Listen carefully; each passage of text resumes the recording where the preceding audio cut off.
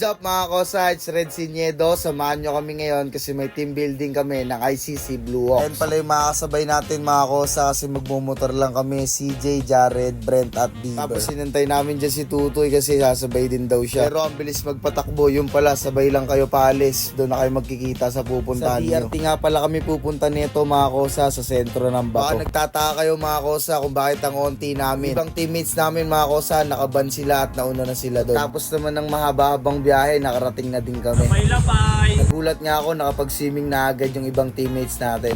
Boy, naka-vlog kayo sa akin ngayon, boy. Pagbaba natin mga kosa, samahan nyo ako, isa-isahin natin sila batiin. Oh, ganun, pare. Coach. Yes, sir. Coach! Aw, grabe naman yung mga ano natin. Hindi tinipid pero kinamay. Sawan ko boy. Pranks, ano pang?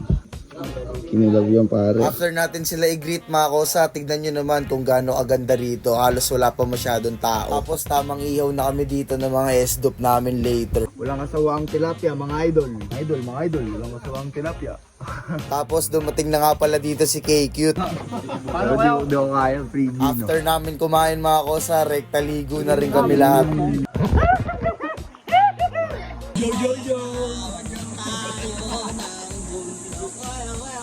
Adan! Ba't adan? Ba't adan?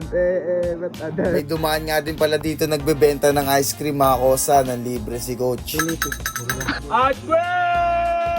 Ang isang kagandahan nga pala dito mga kosa, may part siya na malalim kaya pwede kang tumalon-talon. Hans! Ano kuwanan? Ilan?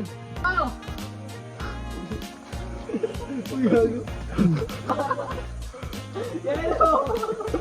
Ako sana, tayo tayo sa tulay. Kaya ba, Pax? Gagi na! Sige na, Pax. Andito na eh.